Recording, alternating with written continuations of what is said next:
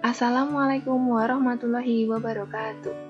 Halo anak-anak hebat kelas 6, kali ini kita akan belajar materi PPKN tema 5, keberagaman sosial budaya dan ekonomi masyarakat. Keberagaman ekonomi. Keberagaman ekonomi adalah kondisi di mana terdapat banyak jenis kegiatan ekonomi dari para pelaku ekonomi di dalam masyarakat. Contoh keberagaman ekonomi bisa kita jumpai di lingkungan terdekat kita, di mana terdapat bermacam-macam usaha dan profesi yang dijalankan masyarakat. Ada yang bekerja sebagai petani, peternak, guru, dokter, suster, pedagang, penyedia jasa, misalnya tenaga pijat, ojek online, dan masih banyak lagi yang lainnya. Pelaku atau orang-orang yang menjalankan suatu usaha disebut sebagai wirausaha. Nah, terdapat bentuk-bentuk usaha yang dilakukan oleh wirausaha. Yang pertama ada usaha perdagangan, yang kedua ada usaha jasa, yang ketiga ada usaha industri.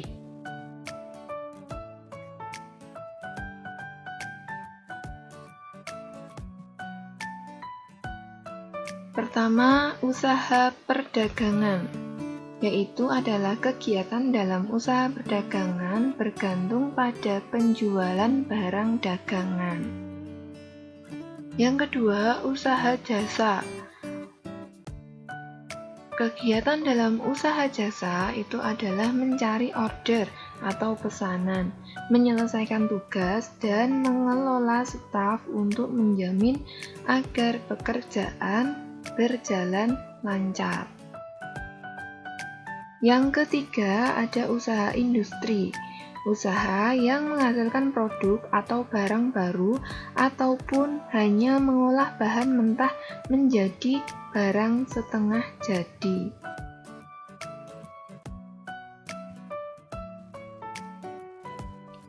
Kita lanjutkan ke kegiatan ekonomi. Kegiatan ekonomi itu adalah kegiatan yang dilakukan untuk memenuhi kebutuhan hidup. Manusia mengenal kegiatan ekonomi sebagai kegiatan produksi, distribusi, dan konsumsi.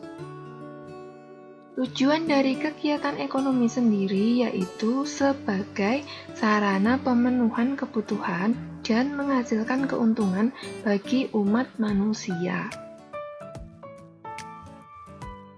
Yang pertama, kegiatan produksi. Itu adalah kegiatan yang bertujuan untuk menghasilkan atau menambah nilai guna dari barang atau jasa. Tujuan dari kegiatan produksi itu adalah menghasilkan barang atau jasa yang dapat memenuhi kebutuhan konsumen. Pelaku dari kegiatan produksi disebut sebagai produsen. Jadi orang yang melakukan kegiatan produksi itu disebut produsen. Contoh kegiatan produksi itu ada penjahit merubah kain menjadi pakaian siap pakai, pengrajin kayu menghasilkan meja, kursi, dan almari. Yang kedua ada kegiatan distribusi. Distribusi itu adalah kegiatan menyalurkan barang dari pihak produsen kepada konsumen. Tujuan dari kegiatan distribusi adalah supaya barang atau jasa yang disalurkan dapat tersebar luas ke konsumen yang membutuhkan. Pelaku dalam kegiatan distribusi disebut sebagai distributor. Pelaku distribusi itu menyalurkan barang produksi dari tempat jauh ke berbagai agen atau pengecer di pasar maupun di toko-toko. Yang ketiga ada konsumsi. Konsumsi itu adalah kegiatan menghabiskan atau mengurangi nilai guna barang untuk memenuhi kebutuhan. Tujuan dari kegiatan konsumsi itu adalah memenuhi kebutuhan umat manusia. Pelaku dari kegiatan konsumsi itu adalah konsumen. Contoh kegiatan konsumsi. Ada makanan sehari-hari, pakaian, tempat tinggal, dan lain sebagainya. Contoh alur kegiatan ekonomi. Nah, ini ada contoh alurnya.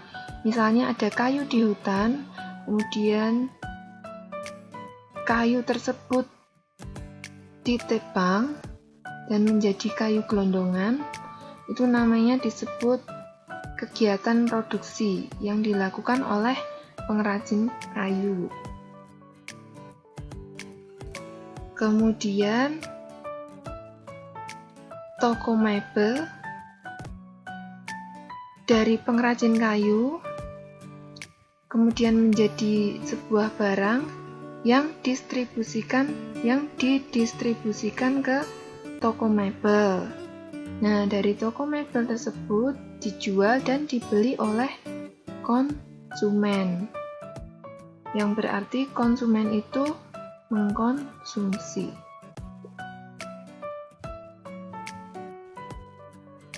Keberagaman ekonomi. Setiap usaha memiliki tanggung jawab yang besar. Tanggung jawab setiap usaha itu berlaku terhadap beberapa pihak. Yang pertama, tanggung jawab terhadap konsumen. Ketika terjadi transaksi di antara penjual dan pembeli, maka konsumen berhak memperoleh produk atau jasa yang ditawarkan. Konsumen juga berhak untuk memperoleh informasi yang benar mengenai produk atau jasa tersebut. Dengan pelayanan yang memuaskan dan produk yang berkualitas akan memberikan dampak positif terhadap kedua belah pihak. Oleh karena itu, seorang pengusaha bertanggung jawab untuk memenuhinya. Yang kedua, tanggung jawab terhadap karyawan. Hal yang menjadi tanggung jawab pengusaha terhadap karyawannya adalah memberikan upah yang sesuai dan tepat waktu. Hal tersebut akan meningkatkan kinerja karyawan sehingga hasilnya akan lebih optimal. Seorang pengusaha juga tidak boleh memperkerjakan karyawannya hingga melebihi batas kemampuannya. Yang ketiga, tanggung jawab terhadap lingkungan. Mengolah limbah dengan cara yang benar, menjaga kebersihan lingkungan, dan mencegah adanya polusi yang dihasilkan dari kegiatan usaha. Nah, itu cara supaya kita tetap bertanggung jawab untuk menjaga lingkungan.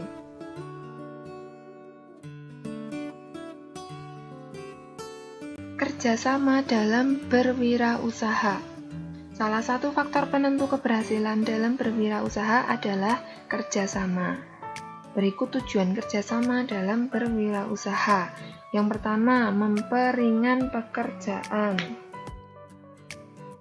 Yang kedua, mempererat tali persaudaraan.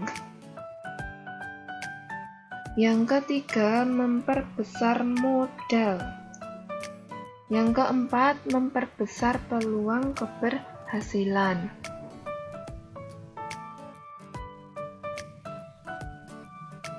Nah, dengan berbagai macam usaha yang ada di dalam masyarakat, kita harus menyikapinya dengan baik. Berikut cara menyikapi keberagaman usaha di masyarakat. Yang pertama, tidak mencela atau merendahkan usaha orang lain. Yang kedua, tidak membanding-bandingkan usaha orang lain.